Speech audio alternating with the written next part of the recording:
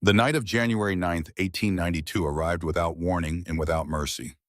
By the time the valley woke, the thermometer outside Corbett Finch's general store had dropped to 32 degrees below zero, the coldest air anyone in the Bitterroot Valley could remember. The kind of cold that did not just bite, it pressed. It settled into the walls of every cabin like something patient and deliberate searching for the weakness it knew was there.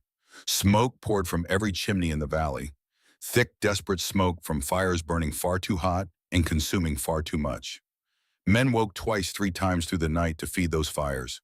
Women pulled children close beneath every blanket they owned. Cattle stood rigid in frozen fields, and green wood split itself clean in the silence, with sounds like rifle shots echoing off the mountains. It was the kind of cold that reminded every living thing how fragile it truly was. But at the eastern edge of the valley, in a cabin that still smelled faintly of fresh-cut pine and river clay, something different was happening. A single lamp burned in the window, not the frantic, bright burning of a fire being fed through a cold night. Just one calm lamp. Inside that cabin, a young woman sat at a small table near the stone core at the center of the room. She wore no coat, no heavy wool over her shoulders. Her breath did not cloud in the lamplight. She held a pencil over an open journal and wrote in her careful, unhurried hand, recording the number on the thermometer she had mounted to the wall. 64 degrees. The fire had burned out 8 hours ago. 8 hours. And the cabin held 64 degrees while the world outside pressed down at 32 below zero. She finished writing her entry, closed the journal, and sat quietly for a moment, listening to the wind. Then she rose, added a single log to the firebox, and went back to sleep. Her name was Nora Cole. She was 23 years old, and 8 weeks earlier, not a single person in the Bitterroot Valley believed she would survive the winter. To understand what Nora built, you first have to understand what she came from. And to understand that, you have to go back to the spring of 1891, to a morning in late April when the thaw had barely started and the Cole family buried Everett Cole on the hill behind the property he had spent 20 years building. Everett Cole had been a good man, not a loud man, not a celebrated one, but steady in the way that a good post is steady. He held things upright, he kept his word, he knew every square foot of the land he worked and treated it with the kind of respect that comes only from someone who has truly wrestled with it season after season and learned its moods. He left behind a wife named Margaret, 5 children, a modest but debt-free piece of land, and a set of questions that no one in the valley thought to ask. Because the way Everett Cole died was the way men in the valley had been dying for years, and no one had ever stopped to wonder whether it had to be that way. It started with the fireplace.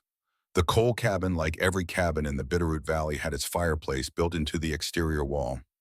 It was the standard construction, had been for as long as anyone could remember. The logic was simple enough. The chimney needed to vent outside, so the fireplace went on the wall closest to outside. Every builder in the territory followed this rule. Every family in the valley lived with the result, which was a fire that burned hot and filled a room with heat for as long as it burned, and then left that room cold and unforgiving the moment the flames died down. You either fed the fire or you faced the consequences. That January before Everett died, the winter had been long and bitter. The wood pile had shrunk faster than anyone had planned. Everett pushed the fireplace harder to compensate. He stacked the logs tight, kept the fire running at a higher burn than was wise, trying to bank heat into a structure that was never designed to hold it. The stone around that fireplace was thin. The mortar had been aging for years. The chimney flue ran short and straight up through the exterior wall, venting fast and giving the heat almost no time to transfer into the home before it escaped into the sky. On the night of March 4th, 1891, the flue cracked. The crack was internal, invisible from the outside. And through that crack, over the course of several hours, sparks found their way into the wall cavity behind the fireplace. Nora had been sitting at the table that night. She was 21. She had been reading, as she often did in the evenings, a journal of engineering that her mother had ordered from a publisher in Philadelphia. She heard the sound before she smelled anything. A low, dry crackling from inside the wall, different from the sound of a healthy fire. Older, deeper, spreading. She shouted for her father. She ran to the door for Snow. She did everything a person could do in the minutes that followed, and it was not enough. The fire moved through the wall faster than any of them understood was possible. Everett Cole went back inside to pull the last of his family's winter stores from the back room and the section of roof above the fireplace came down before he made it out. He was the only life lost that night. The valley mourned him. Neighbors brought food and lumber. Samuel Holt, Everett's oldest friend and the finest builder for 50 miles in any direction, supervised the rebuilding of the coal cabin. He worked without pay for 2 weeks. He built a good, solid fireplace into the exterior wall, exactly as he had always done, exactly as his father had taught him, exactly as every builder in the Bitterroot Valley built them. And no one asked a single question about whether the fireplace design itself had anything to do with what happened. No one except Nora. She did not ask out loud. She had learned early that asking certain questions out loud in this valley produced the same result every time. A patient look, a gentle redirection, a reminder that certain things were simply the way they were. So she kept her question private and wrote it in her journal the week after they buried her father on the hill. She wrote, "There is a better way. I will find it for you, Papa." Then she spent 6 months reading everything she could find. The journals her mother ordered from the East were not light reading. They were engineering papers and technical reports written by men for other men who had spent their lives inside buildings and laboratories thinking carefully about heat transfer, thermal conductivity, the behavior of dense materials under sustained temperature. Nora read them the way another young woman might read letters from a lover, slowly, carefully, returning to the difficult passages until they gave up their meaning. She read about the way stone absorbed energy, not like wood which caught fire and released its heat in a sudden wasteful burst. Stone took heat and slowly held it deep in its mass and gave it back at a measured rate long after the source of that heat was gone. She read about structures in Europe and in parts of Asia that had been built around this principle for centuries. Massive central stone cores wrapped around fireboxes designed not to vent heat upward and out, but to capture it, trap it inside dense material, and release it slowly into the living space over many hours. She read about the geometry of chimney flues and the way a longer, more winding path through the stone gave the heat more surface area to transfer before escaping. She filled 4 journals with diagrams and calculations and notes written in margins and across the backs of pages when the fronts ran out of room. And by October of 1891, she had a plan. It was not a complicated plan at its core, but the execution of it was another matter entirely. She needed stone, more stone than anyone in the valley had ever put inside a single structure. She needed it positioned at the very center of the cabin, not against any exterior wall. She needed a firebox surrounded on all sides by dense mass. She needed a flue that wound through that mass like a river through hills, giving up its heat before it ever reached open air. She needed patience and precision and the ability to work through ridicule, which she had been practicing her whole life. She rode into town on a cold Saturday morning in late October, with a list in her coat pocket and mud still on her boots from the morning's work. The bell above the door of Finch's general store announced her arrival the way it announced everyone's. Corbett Finch was a broad, fair-minded man who had run that store for 11 years and prided himself on stocking whatever the valley needed without passing judgment on who needed it. He looked up from his ledger when Nora came in and offered her the same nod he offered everyone. The store was not empty. It rarely was on Saturday mornings. 3 men stood near the wood stove in the corner with coffee cups in hand, talking about the early cold and the state of the wood supply. Samuel Holt sat at the small table near the window, where he often sat on Saturday mornings working through his second cup and reading a week-old newspaper from Missoula. William Greer's son Silas leaned against the counter waiting on a spool of wire. Nora placed her list on the counter without preamble. Corbett Finch looked at it. Then he looked at her. Then he looked at the list again. "I'll need tons of river sandstone," he said. "Yes. That's twice what a full foundation requires. I know, I need it for the interior." The conversation near the wood stove stopped, not immediately, but in the way that conversations stopped when something unexpected entered a room. One voice, then another, then silence. Finch kept his voice neutral, which Nora appreciated. He was not unkind. He simply could not imagine what a 23-year-old woman needed with 8 tons of stone for the interior of a cabin. He asked her gently what she was building. "A heat battery," she said. The silence that followed was total, and then someone laughed. It was not a cruel laugh. It was the laugh of a man who had heard something that seemed so far outside the range of possibility that laughter was the only reasonable response available to him in that moment. Nora knew that laugh. She had been hearing it her whole life. She was the youngest of 5 children and the only daughter, which in this valley in this era meant something specific. It meant that certain paths were open to her and others were not. And the ones that were not open were not closed by cruelty so much as by an accumulated weight of assumption. Assumptions about what a young woman understood, what she could manage, what kind of thinking was available to her. Her brothers had learned the land with their hands. Nora had learned it through a different door, through the reading she had always preferred and the questions she had always been asking, and the years of watching how things worked and wondering whether they had to work that way. She had never been told she was foolish. She had simply been told in 100 different gentle ways that certain ideas were better left to others. Samuel Holt folded his newspaper. He was 61 years old, though he looked older in the way that men who have worked outdoors their whole lives tend to look older. His hands were the hands of a man who had built 17 cabins in this valley and helped build 24 more across the territory. His face was deeply lined, and his eyes were the pale gray of winter sky, and they missed very little. He had been a friend of Everett Cole's since they were both young men starting out in the valley together, and he had been the one to rebuild the Cole cabin after the fire, and he had been the one standing at the graveside in April with his hat in his hands looking at the ground. He looked at Nora now with those pale gray eyes, and his voice was careful and even. "Miss Cole," he said, "let your brother build you a proper stove, one that will keep you warm through winter without all this."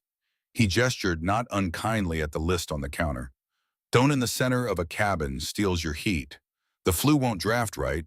You'll fill the place with smoke before Christmas." Nora looked at him steadily. She had been expecting this. She had in fact been expecting it from him specifically. "The flue runs through the stone," she said. "Not straight up, it winds through the mass. The heat transfers before it vents." Holt shook his head slowly. "Books," he said. "Those journals your mother ordered." "Yes." "Miss Cole," he said it gently, with the patience of a man who had seen a great many winters and knew what they required. "Books don't keep a person warm when the January wind comes down from Canada. Experience does. I've been building in this valley since before you were born, and I am telling you that what you're describing doesn't work the way you think it does." Nora was quiet for a moment. The fire in the wood stove ticked and settled. Silas Greer had stopped pretending to examine the wire spool and was listening openly. "How much wood do you burn in a week?" she asked. Holt blinked. It was not the question he had expected. "Depends on the cold." "On an average January week," he considered. 3 cords near enough, sometimes more." "I plan to burn less than 1, Nora said, "by the time February comes." The silence came back different this time. Not the silence of a room that has heard something ridiculous. The silence of a room that is not quite sure what it has heard. Holt looked at her for a long moment. Then he stood, set his newspaper on the table, put on his coat, and picked up his coffee cup. "When the cold gets real," he said not unkindly, "you come and find me. I'll help you build something that works." He left the store.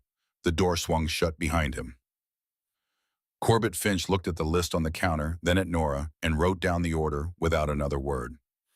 He was a practical man, and the girl was paying in good coin, and that settled most questions for him. Nora thanked him and walked out into the cold October morning to begin. She had 8 weeks before the true cold arrived. She knew this because she had been paying attention to this valley her entire life, the way the cold came in stages, the way the first hard freeze was just a rehearsal for what followed. The real cold came in January, and January was when it would matter. She began with the foundation. She dug it deeper than any builder in the valley would have recommended, because the stone core was going to be heavy, and the ground beneath it had to be honest. She worked with a pickaxe and a long-handled shovel in the thin morning light, her breath coming in visible puffs, her arms learning the resistance of frozen earth. Her brother Hadley came on the 3rd day. He was 31 broad through the shoulders, with their father's habit of going quiet when something was worrying him. He stood at the edge of the foundation hole and looked down at her for a moment without speaking. "You're going to hurt yourself," he said finally. "I haven't yet." "Nora." She looked up at him. He had their father's eyes, dark brown and direct, and they were troubled now in a way she recognized. Not the trouble of a man who thought she was foolish, the trouble of a man who was afraid. He picked up a shovel and climbed down into the hole. He did not say he believed in the design. He did not tell her he thought it would work. He just dug. And when the digging was done over the following days, he stayed to help with the stone. He lifted what she could not lift alone and held what needed to be held while the mortar set, and he asked very few questions, which she understood was his way of managing his own doubt without letting it become an obstacle. The stone core rose slowly at the center of the cabin's footprint. It was a different thing entirely from any fireplace Hadley had ever seen. He had grown up watching Samuel Holt build, had learned what a fireplace was supposed to look like, and this was not it. The firebox itself was modest in size, but what surrounded it was enormous. A column of dense sandstone rising from the foundation to the loft level, 4 feet thick on each side, channeling the chimney flue through a series of internal passages that wound upward in long horizontal stretches before rising, passing the heat from surface to surface through the stone before releasing it to the open air. To Hadley's eyes, it looked like a mistake, a massive, expensive, labor-intensive mistake. But he kept his hands on the stone and his doubts to himself mostly. Neighbors came by to look. Some of them were curious. Most of them were certain they were witnessing something that would not end well. The Kellner brothers stopped by one afternoon and stood studying the rising stone core for a long time. "Where does the smoke go?" the older one asked. Nora showed him the flue path on her diagram. He studied it with a furrowed expression, the expression of a man trying to find something to say that was not directly insulting. "Might work," he said finally in a tone that communicated clearly that he did not think it would. Silas Greer came twice. He was quieter than the others, more observant. He measured the stone with his eyes rather than asking questions, and he looked at the firebox opening and then at the surrounding mass with a calculating expression that Nora read correctly as genuine curiosity rather than doubt. She appreciated him for it. Word traveled back to Samuel Holt, as word in a small valley always did. He did not come himself. He sent no message. But Nora knew he was listening to the reports. It was on a Tuesday night in late November, when the first serious cold had already arrived, and the stars were hard and bright above the unfinished roof, that Nora came back from the main house after supper and found something wrong. She knew immediately. She had the diagram in her head, the way you carry the layout of your own home in your head, and she walked to the stone core and ran her hands along the upper flue passage in the dim lantern light and felt the angle that was not right. Someone had reset the capstone on the upper passage. Not dramatically, not in a way that would be obvious to anyone who had not spent 3 months designing this system from the inside out. But the angle of the final turn before the vent exit had been altered, adjusted, corrected in the manner of someone who thought they were correcting an error. She stood in the cold for a long time with her hand on the stone. Then she lit her lantern properly and looked at the work carefully and understood what had been done and why it had been done and who had done it. The change was an improvement by the logic of every fireplace ever built in this valley. Straighten the final turn, let the smoke rise cleanly. It was what any reasonable man with building experience would have done, looking at her design and trusting his instincts over her diagrams. It was also completely wrong for what she was building, because the whole point of the winding flue was to slow the heat's exit, not to ease it. Straightening that final turn would vent the heat out of the stone 10 minutes earlier on every burn cycle. Over the course of a long, cold night, those minutes compounded into something that would make a real difference. She got the tools and reset the capstone and remortared the joint by lantern light in the dark and the cold, working carefully until it was right again. She did not go to Hadley. She did not confront him. She understood why he had done it. He loved her and he was afraid for her, and he had looked at her design through the lens of everything he had learned and seen what looked to him like a flaw he could quietly fix. The intention was protection. The effect was erasure. And she could not explain to him the difference between those two things without a conversation that neither of them was ready to have. So she worked in silence until the stone was right, and then went back to the house and said nothing. What she understood, working alone in the dark that night, was something she had been circling for months without quite naming. Even the people who loved her most were not truly able to believe her. Not about this, not about something this fundamental, this contrary to everything they had been taught. She was working not just against the valley's doubt, but against the very architecture of assumption that surrounded her. Every nail, every stone, every adjustment someone quietly made to bring her work back toward what they recognized as correct was evidence of how deep that architecture ran. She could not argue her way through it. She could not explain her way through it. She could only build and let the winter do the rest. The log walls went up around the stone core in the first weeks of November. The sleeping loft curved close to the upper stone within reach of its warmth.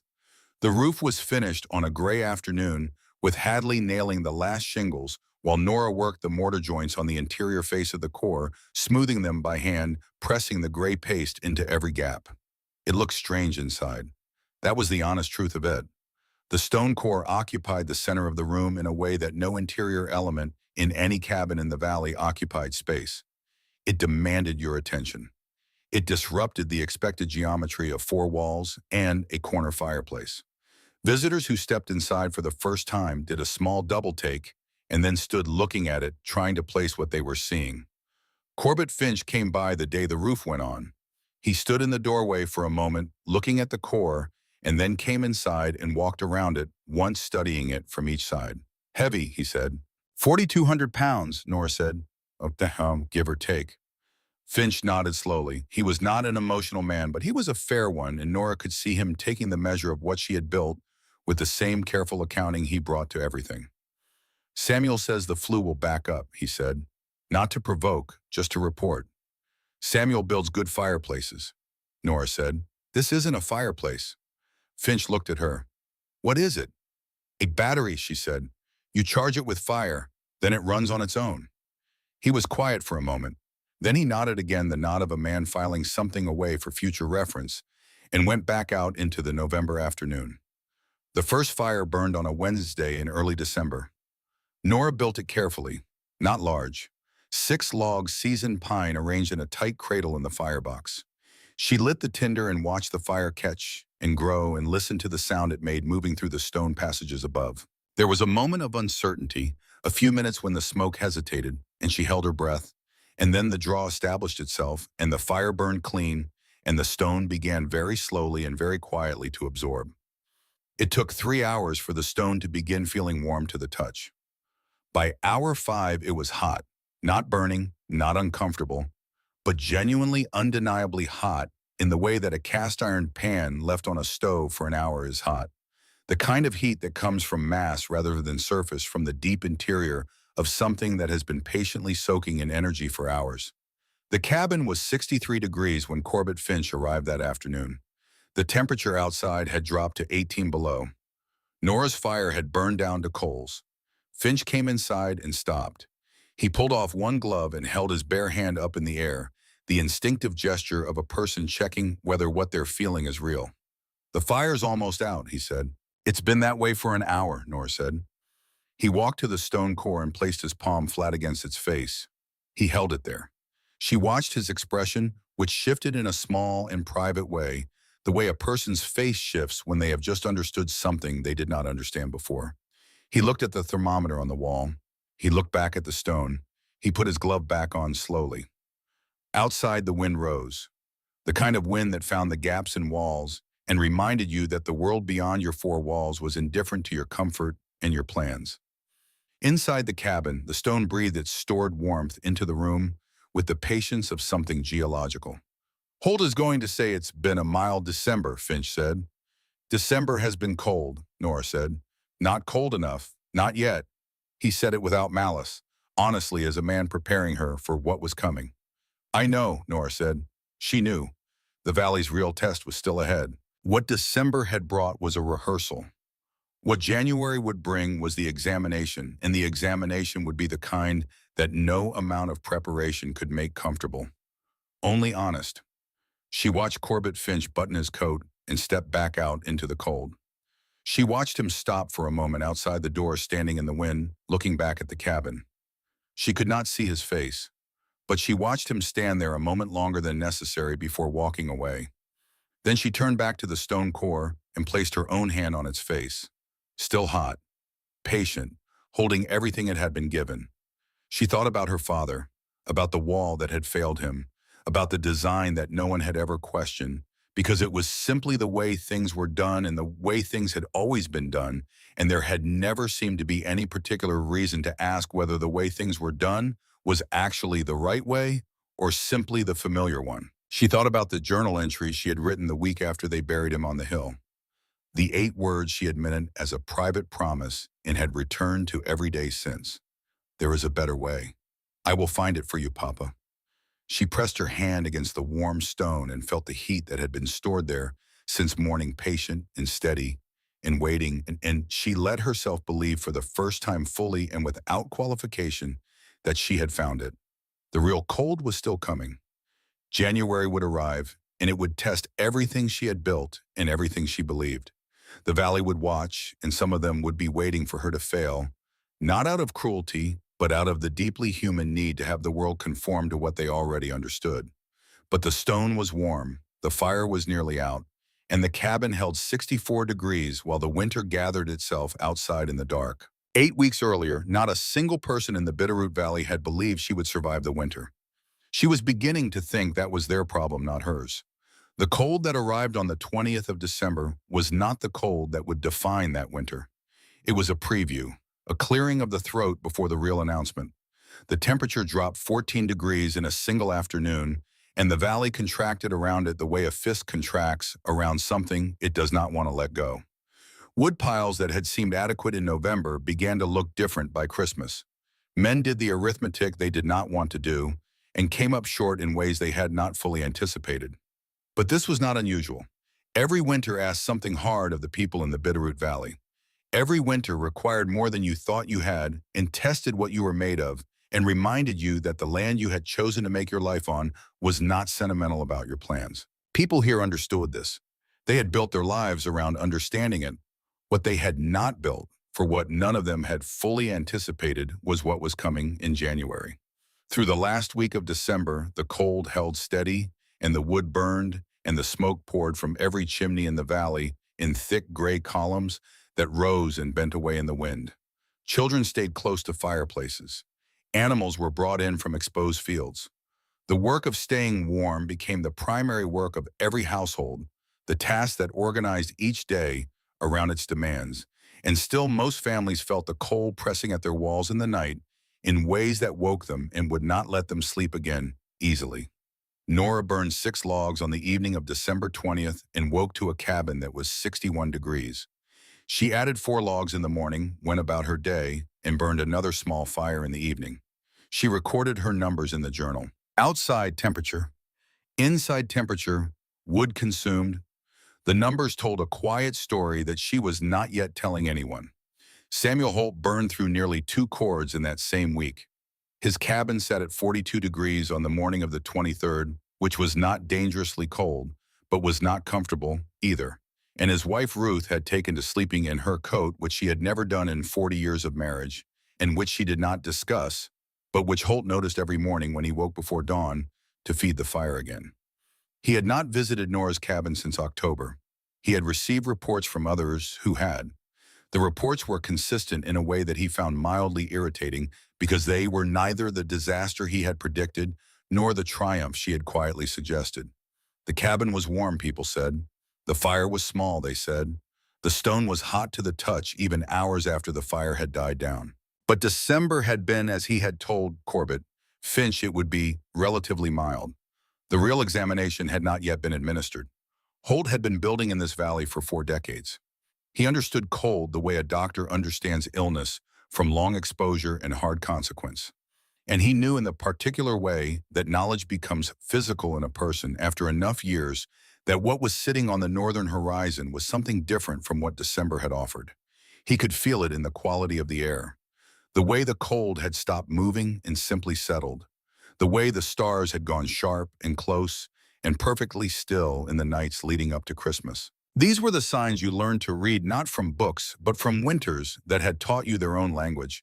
And what they were saying to Samuel Holt in the last days of December 1891 was that January was going to be severe in a way that the valley had not experienced in more than a decade.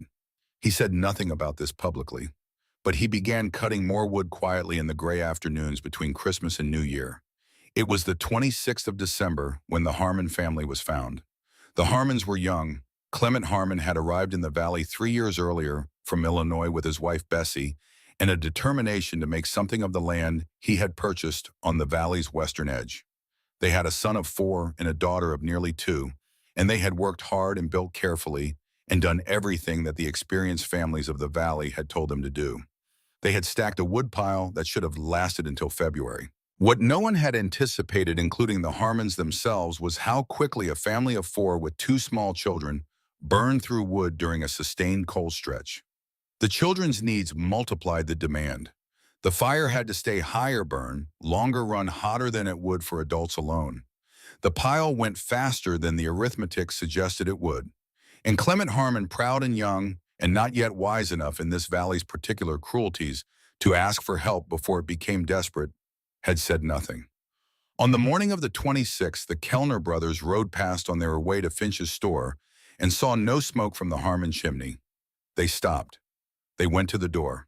What they found inside was a family that had spent the night in a cabin that had dropped below survivable temperature. The fire long dead, the wood gone, the children wrapped in every piece of fabric in the house and still not warm enough. The 4-year-old boy did not survive. His name was William. He had brown eyes and a habit of collecting flat stones from the creek bed and arranging them in patterns that only he understood. His mother had told this to Bessie Kellner once at a church gathering, laughing with the particular pride and bafflement of a mother who has produced a small person she cannot entirely account for. He was 4 years old. The valley absorbed this the way it absorbed all grief, slowly and collectively, and without adequate words. People came to help. People brought food and firewood and sat with the Bessie Harmon while she moved through the days that followed in the particular stillness of a person who has not yet found the bottom of what they are experiencing. Clement Harmon accepted the firewood and the food and sat for long hours looking at nothing with the expression of a man who is conducting an internal trial at which he is simultaneously the prosecutor and the defendant. Nora heard about William Harmon on the afternoon of the 26th. She sat for a long time after hearing it. Then she went to her cabin and stood with her hand against the warm stone and thought about what it meant to know that something was wrong and have a possible answer and not yet have proven it to the people who needed to hear it. She thought about the weeks of ridicule in October, the patient condescension of Samuel Holt, the quiet corrections her own brother had made in the night. She thought about her father. The fire that killed Everett Cole had come from the same accumulated set of assumptions that had killed William Harmon. Not malice, not negligence in the ordinary sense.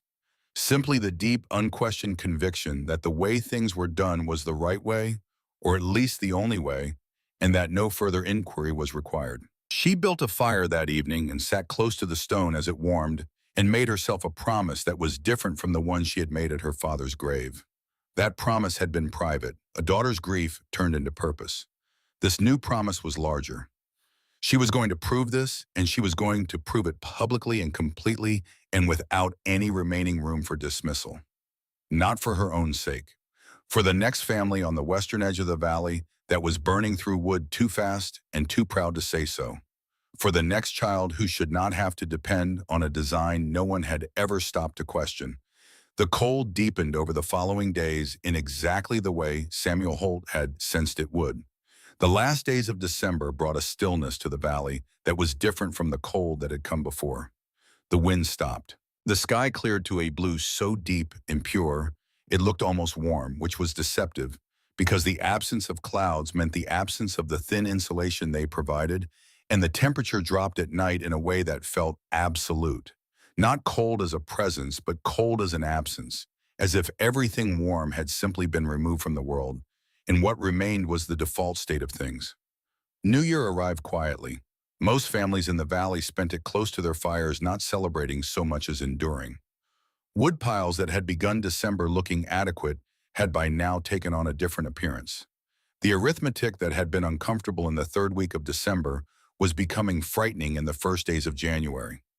Nora spent New Year's Eve writing in her journal by the warmth of a stone that had been heated that morning and had required nothing since.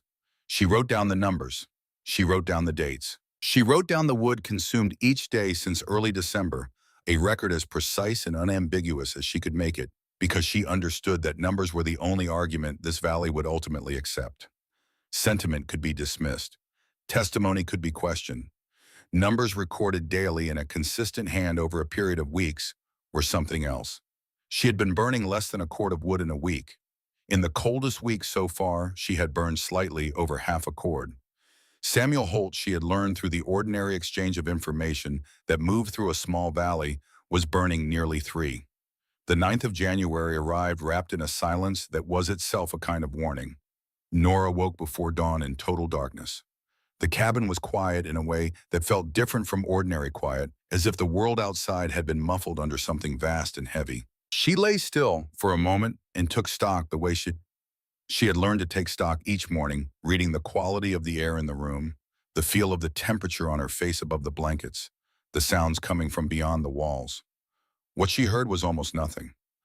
A low, sustained pressure of wind that was not gusting, but constant, the kind of wind that did not announce itself dramatically but simply occupied everything. What she felt on her face was cold. Not the cold of the room's air, which was still holding warmth from the previous evening's fire, but the cold coming through the walls themselves, transmitted through the weeks and the chinking by an outside temperature so severe that even good construction could not fully contain it. She rose and lit her lamp and looked at the thermometer. Outside 32 degrees below zero. Inside 64 degrees. She stood in the lamplight for a moment looking at those two numbers. Then she looked at the firebox. The last fire had burned out 8 hours ago. 8 hours of 32 below zero outside, and the stone had held the room at 64 degrees through all of it, quietly, patiently, without any assistance from her. She picked up her journal and wrote down the numbers. Then she sat down and wrote a longer entry than she usually did, not because the numbers required explanation, but because she understood, sitting in her warm cabin on the coldest morning the valley had seen in more than a decade, that something had just happened. Not a surprise, not to her. She had built this for exactly this night. But there was a difference between building something and watching it perform under the conditions it was built for, and that difference lived in the body rather than the mind, and produced a feeling for which she did not have a precise word. She thought about her father. She let herself do that fully for a few minutes, which she did not always allow herself. Then she built a small fire. 6 logs. Within 30 minutes, the cabin was rising past 70 degrees, the stone drinking in the fresh heat and layering it over what was already stored, compounding its reserve for the long frozen day ahead. She put on her coat and hat and stepped outside. The cold hit her like a physical object. Not a breath of it, but the whole weight of it pressing against every exposed surface simultaneously. The sky above the valley was still dark at the edges, but beginning to lighten in the east with the particular pale light of extreme cold, a colorless illumination that seemed to have no warmth in it whatsoever. The thermometer she kept mounted to the exterior wall read the same as the one inside, 32 below. She stood outside long enough to feel it completely. She wanted to know it in her body, not just on paper. She wanted to know exactly what her cabin had been managing through the night while she slept. Then she went back inside, took off her coat, poured water for tea from the kettle she kept near the stone, and began her morning. A mile to the west, Samuel Holt had been awake since 2 in the morning. He had woken to feed the fire, which was his habit in cold stretches, and had found the cabin at 31 degrees, despite a fire he had built up substantially before going to bed. He had added wood. He had waited for the room to rise. It had climbed slowly, painfully slowly, to 42 degrees by 3 in the morning, and he had sat in his chair near the fireplace watching it and thinking. Ruth was still in bed, wearing her coat over her sleeping clothes. He could hear her breathing from the bedroom. Shallow and careful, the breathing of a person managing their body temperature consciously even in sleep. He looked at his woodpile. He had restocked it twice in the past week, unusual for him, and it had still shrunk to a level that made him uneasy. At the rate he was burning, he would need to cut more before the month was out. At 32 below zero, cutting wood was work that produced its own costs, demanding from a man's body resources that were also needed to stay warm. He had built 17 cabins in this valley. He had survived more winters than he could count easily. He had told Nora Cole in October that experience kept a man alive, not books. He sat now in his 42-degree cabin in the coldest night in a decade, watching his breath cloud in the lamplight, despite the fire he was feeding, and he thought about what she had said in return. He had dismissed it at the time as the particular confidence of someone who has read about something without having lived it. He knew that confidence. He had seen it before in young people who arrived in the territory with ideas and were gradually educated by the territory itself into a more appropriate humility. But the reports he had been hearing about Nora Cole's cabin through December had been consistent. And the report he was composing in his own mind right now at 3 in the morning in a cabin at 42 degrees with his wife sleeping in her coat was telling him something he did not want to hear. He had more wood. He had more experience. He had more knowledge of this valley's winters than anyone alive. And he was cold and frightened in a way he had not been frightened in years, and his woodpile was shrinking. By morning, his cabin sat at 28 degrees. Ice had formed in the bucket of water he kept near the stove. He had burned 42 logs in a single day, a number he had never reached before in his life, and the result was a cabin that hovered just above the temperature at which pipes froze and which made sustained human occupation a matter of will rather than comfort. He ate breakfast in his coat and did not speak much. Ruth ate across the table from him in her coat and also did not speak much. They had been married long enough to know when silence was the right kind and when it was not, and this one was the kind where both people are thinking hard about the same thing and understand that speaking too soon will only interrupt the thinking. What Holt was thinking about was a 23-year-old woman who had bought 8 tons of stone in October while he sat in Corbett Finch's store and told her she was wrong. Nora walked into Finch's general store at 8:30 in the morning. The store was crowded for that hour. Cold drove people together in the mornings, the social warmth of other bodies and the actual warmth of Finch's wood stove, making the gathering feel necessary rather than optional. There were 9 men in the store when Nora came in, and 2 women with children, and all of them showed the particular evidence of a hard night in their faces. Eyes rubbed raw from waking to feed fires, skin chapped and drawn, the posture of people carrying more than their usual weight. The bell above the door announced her. She came in out of 32 below and stood just inside the doorway and began unbuttoning her coat. Not because the store was extremely warm, though Finch's wood stove was working hard.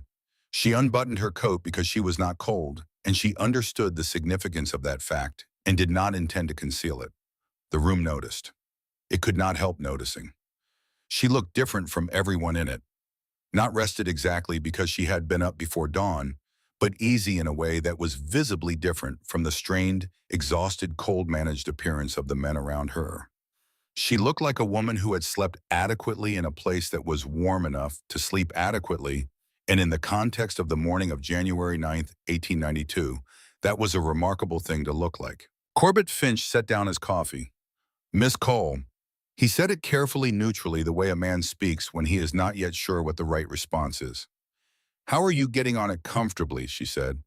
The room was not silent because rooms with 9 men and 2 women in them are rarely silent, but it became quieter in a particular way.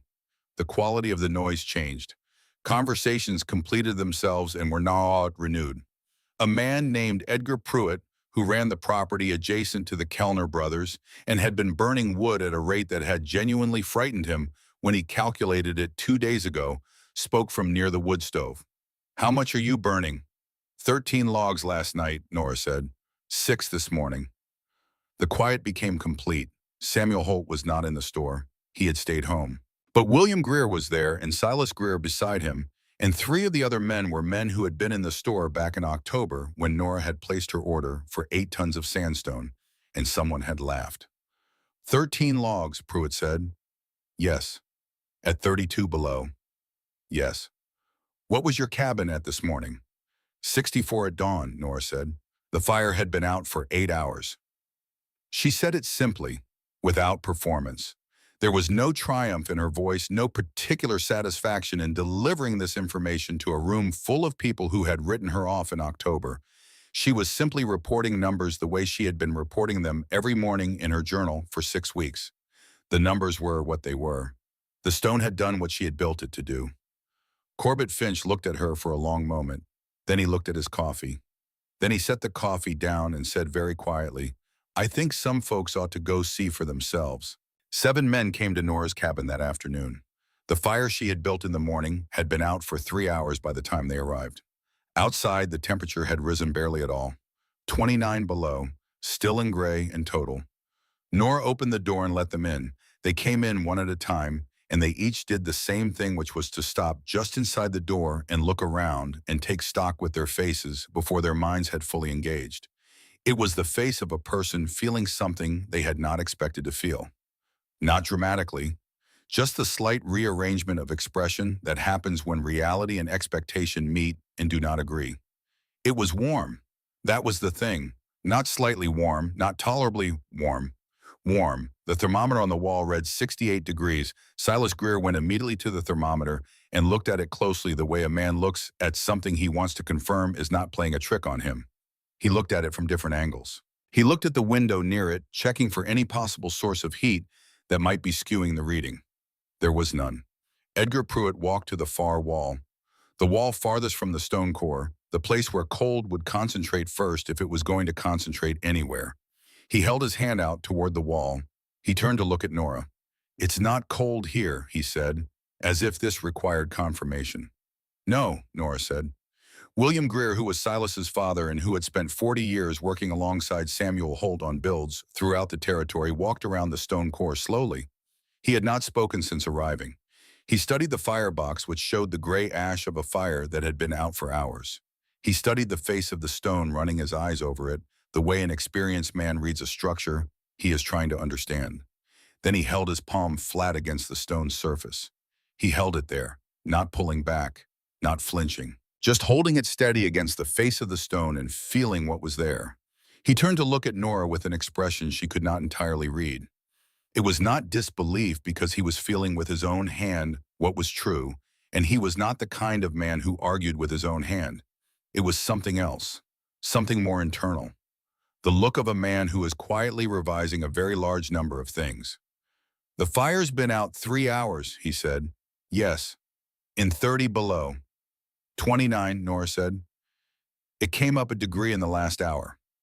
Greer looked at his palm, looked at the stone. "It's still hot." "Yes. Not warm, hot." "The mass is large," Nora said. 4,200 pounds. It takes a long time to absorb heat fully, and it takes just as long to release it. The fire puts the heat into the stone. The stone holds it, then it gives it back on its own schedule, not the fire's. The 7 men stood in the warm cabin and looked at the stone core and processed what they were feeling and hearing in their various ways. Some of them asked questions. Some of them went back to the thermometer. One man checked the walls again, running his hands along the log surface as if expecting to find something hidden there that explained the warmth by means other than the ones being described. What none of them found was any other explanation. The cabin was warm because the stone was warm. The stone was warm because it had been storing heat since morning. The fire that had stored that heat was ash. Samuel Holt was not there. Nora noted his absence and said nothing about it. It was William Greer who finally asked the question that mattered most. He had been standing quietly with his hand resting on the stone's face for several minutes, thinking his long, careful thoughts. When he spoke, his voice had shed the particular edge that it sometimes carried when he was defending something he had spent his life believing. "How long will it hold?" he asked. "Without another fire," Nora said, "until about midnight. With a small fire at sunset, it will stay above 60 until morning." Greer looked at the stone. He looked at the thermometer. He looked at Nora. "While the rest of us are burning 40 logs a night," he said. It was not quite a question. "Yes," Nora said. He was quiet for a moment. Then he said very quietly, as if making a note to himself, rather than addressing anyone specifically, "This heat doesn't rush. It stays." It was the most accurate description of what she had built that anyone had offered since October, and it came from the most experienced builder in the room, and Nora received it without comment and without any visible change in her expression, because she had learned a long time ago that the moments when you are most tempted to say, "I told you so," are precisely the moments when saying nothing accomplishes more. The 7 men filed out into the 30 below afternoon. Nora stood in the doorway and watched them go. Then she closed the door and stood in the warm room for a moment, in the particular quiet that follows something that has been a long time coming. The stone breathed its stored warmth into the air around her. The thermometer held at 68. Outside, the cold pressed against the walls with the same implacable patience it had been pressing with all day. She thought about the Harmon boy, about William, 4 years old, with his flat stones from the creek bed. She thought about her father. She thought about all the winters that had asked too much from families in this valley because no one had ever stopped to ask the question she had spent a year asking.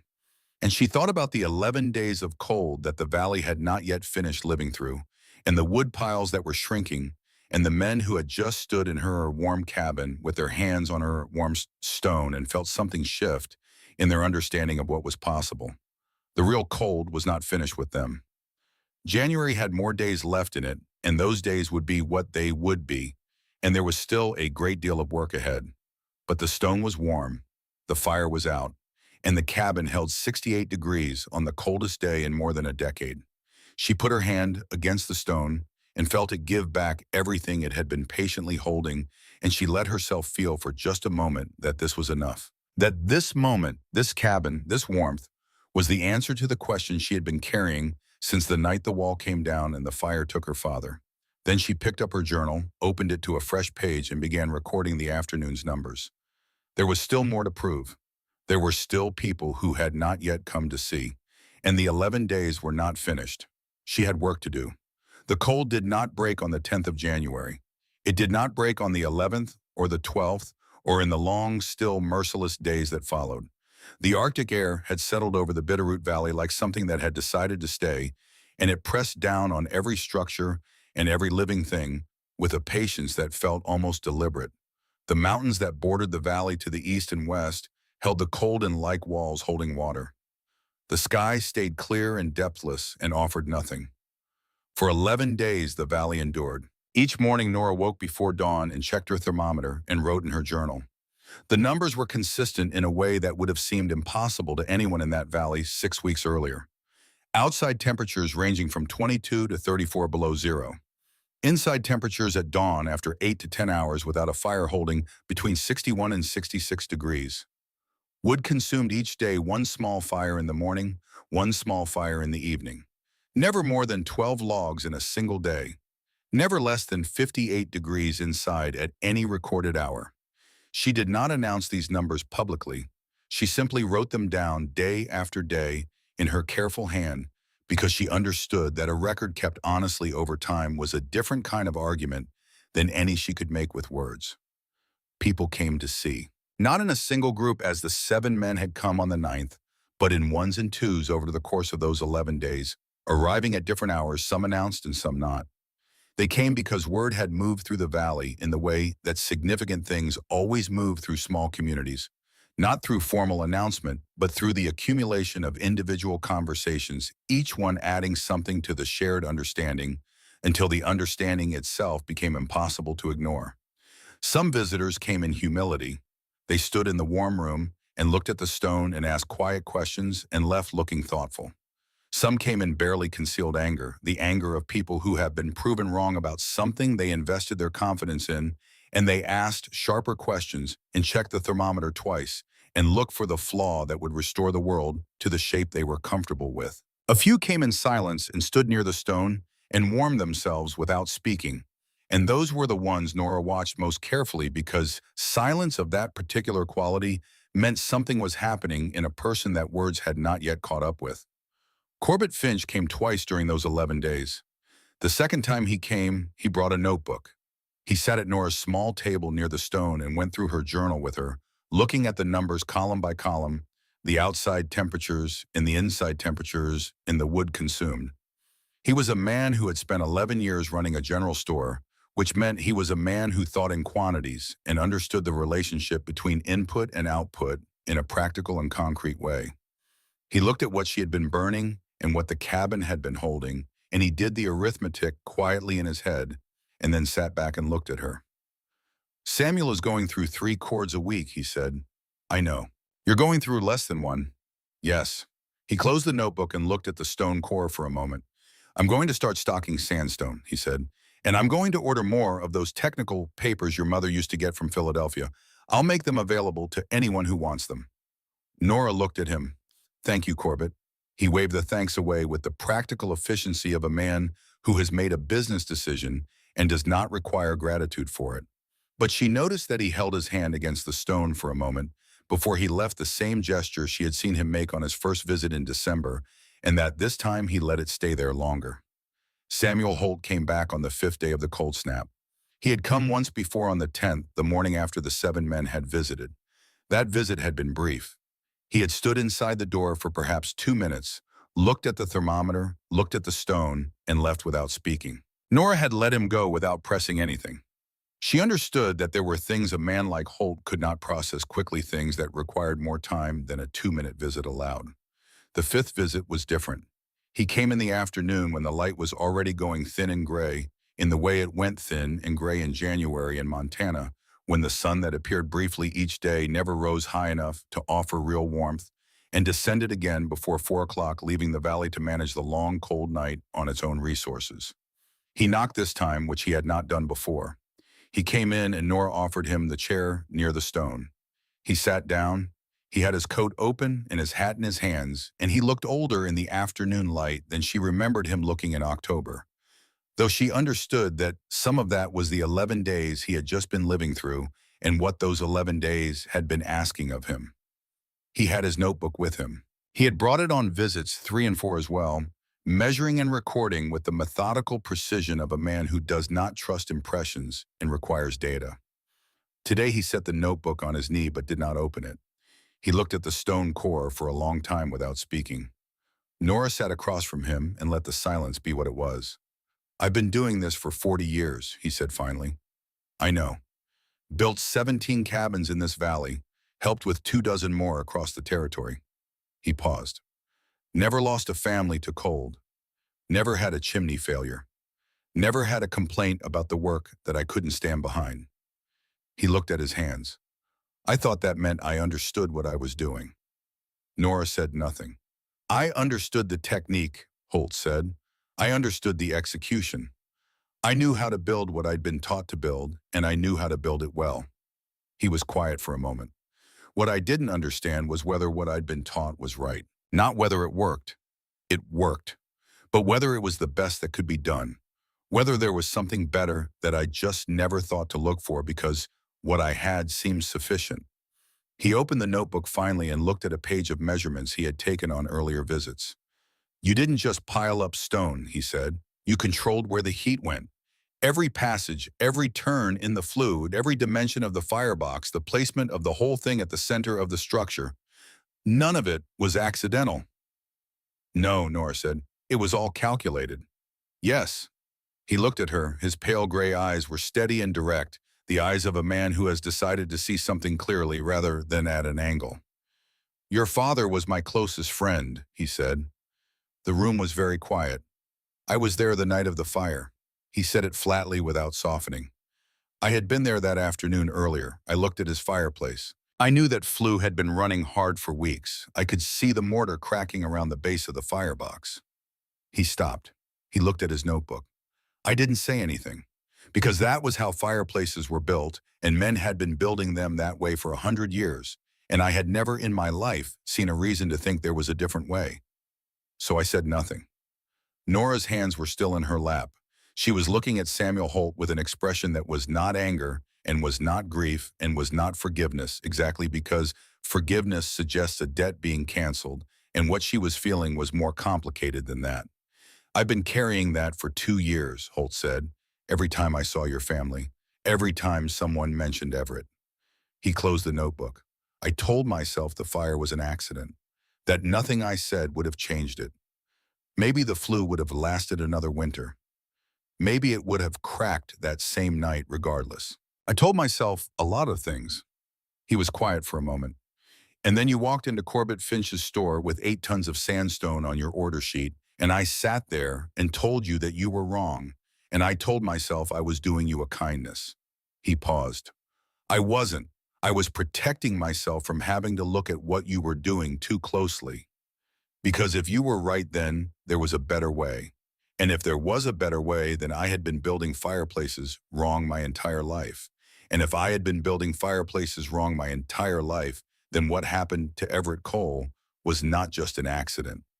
The stone breathed its warmth into the space between them. Nora reached to the shelf beside her and took down her journal.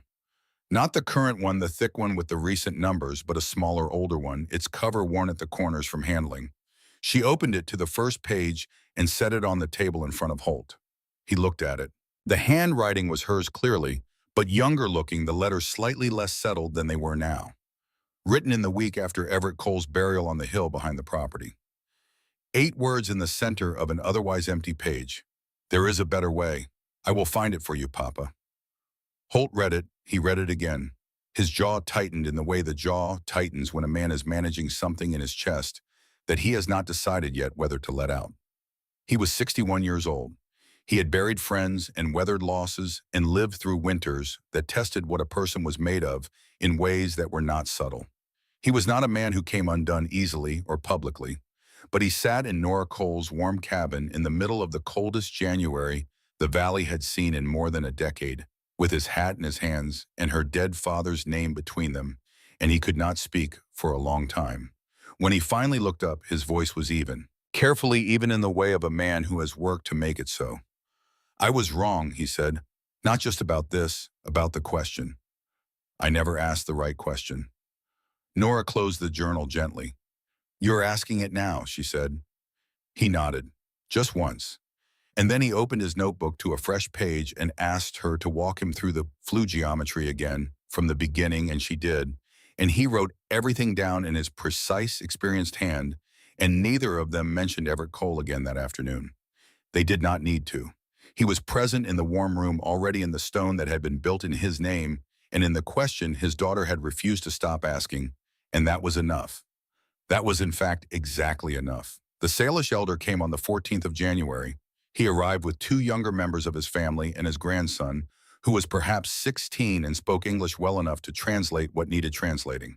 They came quietly without announcement, the way the Salish people tended to come, when they came to the valley at all, and Nora opened the door and welcomed them in without ceremony. The elder was a compact, deliberate man whose age Nora could not accurately estimate. He moved with the careful economy of someone who has learned over many years how to preserve warmth and energy in a cold climate. He came inside and looked at the stone core for a long time, just looking the way an experienced person looks at something that is familiar in its essence, even if unfamiliar in its specific form. Then he placed both palms flat against the stone. He held them there. He closed his eyes. When he opened them, he spoke to his grandson in his own language. The grandson listened and then turned to Nora. He says the lodges of his grandfather's grandfather used this principle, the grandson said. Heated stone at the center. Careful placement, holding warmth instead of chasing it. The fire is not the warmth, the stone is the warmth. The fire is only the instruction. Nora stood very still. He says his people called it by a word that means approximately the patience of warm things. The grandson paused, listening as the elder spoke again. He says this knowledge was old when his grandfather learned it. He says it was not lost. It was only not shared. The elder looked at Nora directly then. He spoke again.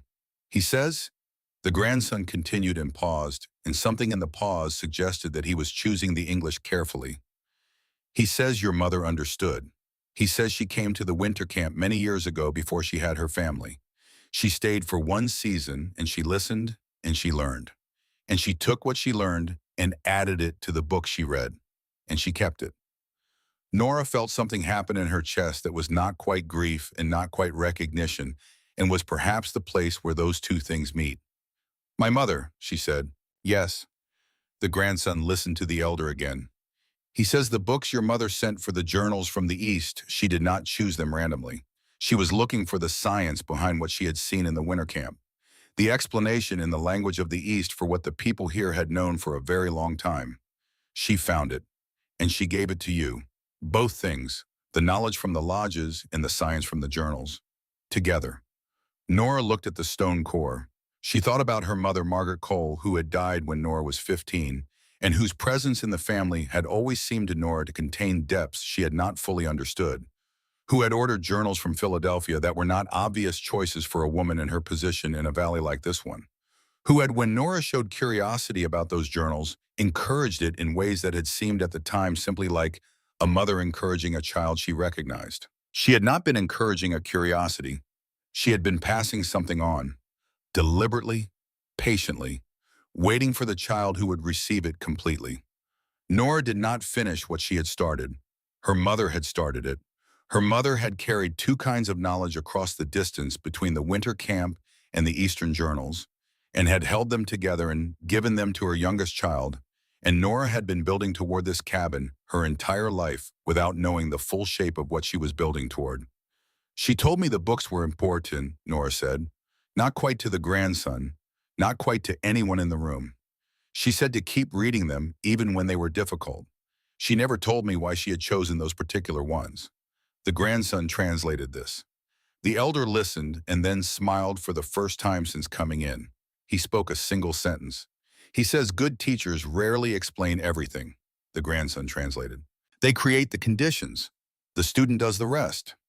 The elder stayed for nearly an hour. He asked questions through his grandson about the flue path and the dimensions of the firebox and the quality of the sandstone, and Nora answered all of them and asked her own questions in return.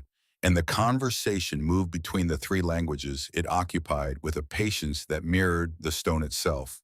Knowledge going both ways, finding the shape it needed to take in each new container. When the elder and his family left, Nora stood at the door and watched them go. The cold outside was still severe, still 20 below, still pressing against everything. But she stood in it for a moment without hurrying back inside. She thought about the line of transmission she was standing at the end of. Women in winter lodges whose names she would never know, passing knowledge through demonstration and practice across generations. Her mother, young and attentive, sitting in that lodge and learning what stone could do and carrying it forward into a different form. The journals from Philadelphia arriving in paper bundles that smelled of the East, full of scientific language, that named in formal terms what the lodges had known in practical ones. And herself, youngest child, the one with the questions inheriting both streams without knowing they were two streams from the same source. She had thought she was building something new. She had been completing something very old. Hadley came the evening of the 15th. He had been to the cabin many times during the 11 days, but always briefly, always with a practical purpose, checking on something or bringing something she needed. He had not stayed to talk. She had understood that he was processing things at his own pace and had not rushed him. But this evening he came and sat down and did not immediately find a practical reason for being there. They were quiet together for a while, the way they had learned to be quiet together growing up in the same house through the winters of their childhood. The stone radiated steadily between them. I changed the flue cap, he said finally. I know. In November, when you were at the main house for supper. I know, Hadley. He looked at the fire which was burning low and clean in the firebox. I thought I was fixing it. I thought the angle was wrong and I could see how to correct it, and it seemed like the obvious thing to do. He paused. I should have asked you. Yes, Nora said, simply, without inflation. I didn't ask because I didn't think you'd gotten it right, he said, and I was certain I could see what was wrong. And I was certain because I was measuring it against everything I already knew, and what I already knew was not what you were building. She looked at him. He had their father's face more than any of the others. The same strong jaw and direct eyes, and those eyes were honest now in the particular way they were honest when he had been sitting with something for a long time and had finally found the words. You were certain, she said, and you were wrong. Yes. And the certainty came from experience that was real, she said, but that didn't apply. He looked at her. That's a generous way to put it. It's an accurate way to put it. She folded her hands in her lap. You've spent your whole life learning how things are built in this valley. That knowledge is real. What I was building was something different, and you looked at it through the lens of what you knew, and you tried to bring it back toward what you recognized. That's not stupidity. It's what people do. It's what I've been fighting this entire winter from everyone, and I understand it better than I did in October. Hadley was quiet. I could have ruined it. You could have. You didn't. Because you fixed it. Yes. He sat with that for a moment. Outside, the wind moved through the valley in its low constant register. Inside, the stone held the room at 63 degrees with the fire burning down to coals. I'm going to build one, Hadley said. The spring. I'll need your measurements. I'll give you everything I have. And then I'm going to take the plans to the Greer place, and after that to the Kellners, and after that to whoever wants them. He paused. And then I'm going to take them to Wyoming. There's a man I know in Laramie who is running a homestead operation bringing families in from the east. New families who don't know this cold yet. They need to know before their first winter, not after. Nora looked at her brother, at his father's face in his face, at the determination in it that she recognized because she had spent a year wearing it herself. "Take the plans," she said. The cold broke on the 19th of January. It did not break dramatically. The temperature simply rose degree by degree through the course of that morning from 14 below to 7 below to a few degrees above zero. And by afternoon, a thin sun sat above the western mountains and cast shadows that were pale and long and somehow more hopeful than they had any objective right to be. Men came out of their cabins and stood in the cold sunlight and breathed and looked at each other with the expression of people who have come through something and are still accounting for what it cost. The accounting was significant. Woodpiles stood at levels that would require immediate attention. Several families had run so close to the edge that the community had assembled informal resupply efforts in the final days of the cold snap, cutting and hauling firewood for those who had none left. 3 families had weathered at least one night in conditions that were not safe, surviving through the help of neighbors rather than through any margin of their own preparation. And one family had buried a 4-year-old boy named William. Nora's 11 days of records were precise and complete. Average outside temperature during the cold snap, 18 below zero.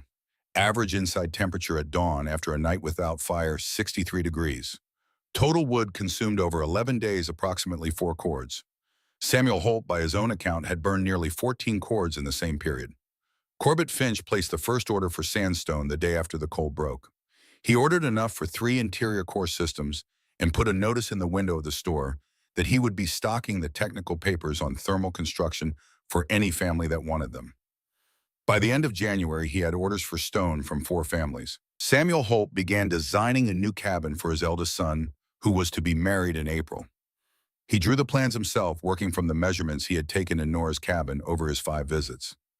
When he was done, he rode out to the Cole property and knocked on the door of the small cabin with the stone core at its center and asked Nora to look at what he had drawn. She looked at it carefully. She asked him about the depth of the foundation and the source of the stone he planned to use and the gauge of the mortar mix. She made 3 suggestions. He wrote all 3 down without argument. 40 years, he said before he left. I built good cabins for 40 years. Not one of them as good as this. Nora handed his plans back. They kept people alive, she said. That's not nothing. No, he said, but there's a difference between surviving and not having to fight so hard just to survive. Your father deserved not to have to fight so hard. He held her gaze for a moment. I'm sorry I didn't give him that. I'm sorry I didn't know to ask whether I could. She stood in the doorway of the cabin she had built for her father and watched Samuel Holt ride back toward the western end of the valley.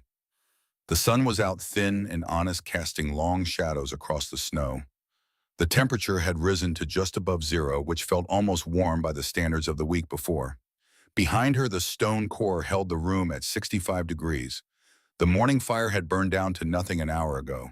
The stone was doing what it had been doing since December, quietly and without any further instruction from her, releasing heat at the measured and patient rate of something that has been given a great deal and intends to give it all back. Spring came the way it had always came to the Bitterroot Valley, not all at once, but in layers. The snow receding from the southern slopes first, while the northern hollows held their white. Another few weeks, and the creek running fast and brown with melt, and the air carrying something in it that had been absent since October. Nora opened the cabin door on an April morning and stood in the threshold and breathed. The valley was different from the one that had entered the previous winter. Not visibly different. From the outside, the cabins looked as they had always looked. The mountains stood as they had always stood. The creek ran where it had always run. But the valley had moved through something and come out the other side carrying new knowledge, and knowledge of that kind changes a place even when the place looks the same. 3 new cabins built that spring had stone cores at their centers. 2 older cabins had been modified to add mass behind their fireboxes and lengthen their flue paths. Hadley Cole was in Laramie by May, sitting with a homestead developer over Nora's plans and explaining what he had watched his sister prove in January. The designs traveled, the way useful things travel, not through any formal announcement, but through the practical urgency of people who have felt cold and now understand that the cold is more manageable than they previously believed. Mining camps in the mountains to the east adopted variations of the system. A government surveyor passing through the valley in June recorded in his notes, that the local construction methods included what he described as thermal mass fireboxes designed for high heat retention and reduced fuel consumption. Nora remained a rancher. She woke early and worked the land the way her father had worked it, with the same steadiness and the same daily attention to what the seasons required. She did not seek recognition for what she had built. Recognition, when it came in the form she had always valued most anyway, which was not praise but replication. Every cabin that rose in the territory with a stone core at its center was the recognition she cared about. She lived in that cabin for the rest of her life. The stone core never failed. Winter after winter, it absorbed the fire she built in it and released that warmth slowly and steadily into the space around her. Long after the flames were gone, long into the cold nights that the Bitterroot Valley produced with reliable generosity each year. It asked only to be used as it was designed to be used, and in return it gave back more than the fire that fed it, which is the essential nature of any system built on understanding rather than habit. She kept every journal she filled. The first one with its 8 words on the opening page she kept on the shelf nearest the stone. In the years that followed, she added a line beneath those original 8 words. Not immediately, not in the first year or even the second, but eventually when enough winters had passed and the stone had done its work through enough of them, she opened that first journal and wrote below her father's name the sentence she had earned the right to write. "I found it, Papa, and it is holding." The wind still came down from Canada every winter. The cold still tested everything it touched. The mountains still held the valley in their long shadow from October through April, and the snow still fell and the wood still had to be cut, and the work of surviving a Montana winter still required everything a person had. But the stone remembered. That was the thing about stone, the quality that made it worth the weight and the labor, and the 8 tons hauled on a cold October morning, while the men in Corbett Finch's store sat with their coffee and tried to find the kindest way to say that a young woman was wrong. Stone remembered every fire it had ever held, and it gave that memory back hour after hour in the form of warmth long after the fire itself was only ash.